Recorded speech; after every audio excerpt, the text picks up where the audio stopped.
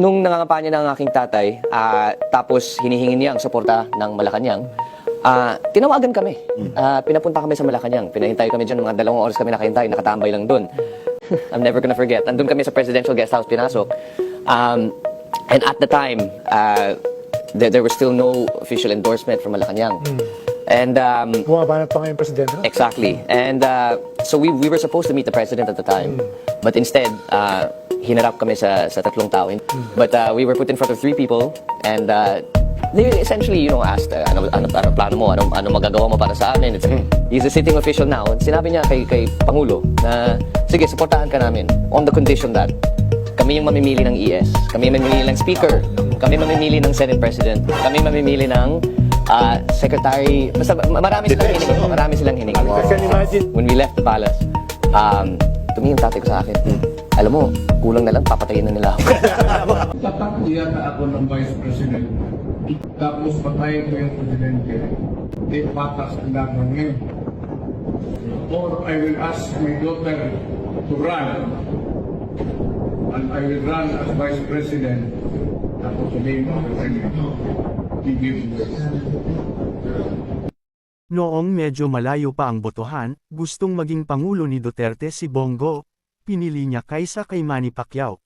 Kaya nga nag-away-away sila noon, at itong sila Amy o mga Marcos, ginaya si Sara na maging running mate ni PBBM. Si Duterte swapang at walang utang na loob at traidor tulad ng ginawa niya kay Cory na naging dahilan kung bakit naging mayor si Duterte, sa panahon ni Cory, pero trinaidor niya si Noynoy, at puro paninira ginawa niya kay Noynoy. Ngayon sabi ni Duterte malaking utang na loob niya sa mga Marcos, dahil kung di raw sa mga Marcos di siya naging pangulo, ibig sabihin maliban sa financial para sa pagkampanya, ay mga boto ng mga loyalist rin, kaya naging dahilan upang ipalibing niya si Marcos Sr.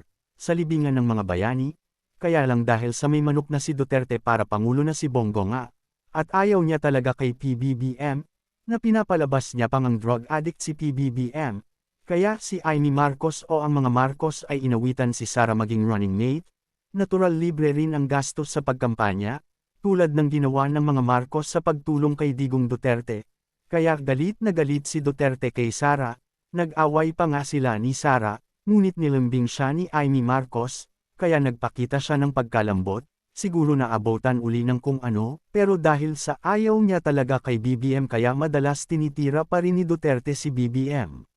Ngayon, kaya pala ata nang pumunta sa Ilocos noong Pangulo pa si Duterte, tinipon ang mga tao roon at sa stage. Sinabi ni Duterte, na ang mga opisyales raw ng kabinete niya ay halos lahat Ilocano na, nagpaparamdam siya na okay na si BBM sa kanya, yun pala ata ang dahilan noon ay itong interview kay Sandro Marcos. Siguro napangakuan siya sa mga hinihiling niya, kaya bigla siyang nagparamdam sa Ilocos na tila okay na si BBM sa kanya.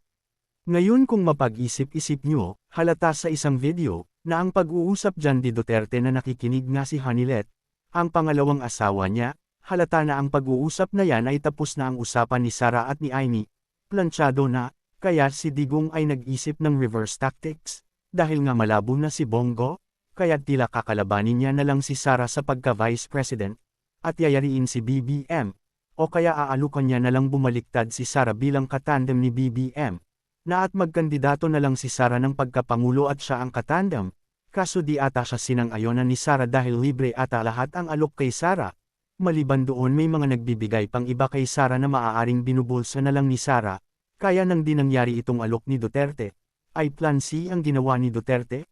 Pinakausap niya sila Sandro at BBM, siguro napangakuan ni sila Sandro, kaya lang tila atubili, dahil sabi nga ni Sandro sabi raw ni BBM sa kanya, sa mga hiniling raw tila parang papatayin na raw si BBM, kaya papano man napangakuan pa rin yung inutusan ng mga tao ni Duterte, kaya yun pumuntang Ilocos si Duterte pinaramdam sa mga Ilocano na okay na si BBM sa kanya, pero alam natin na si Duterte ay traidor, na kung ano ang unang binalak niya kay BBM yung pa rin ang gagawin niya, dahil baka mabulgar o babagsak ang pagka-drug protector niya, ngayon siguro yung sinabi niya kila BBM ay di napagbigyan ni PBBM, kaya yun mas higit pang plinano nilang pabagsakin si PBBM kahit sa kung anong matinding paraan na maisip nila.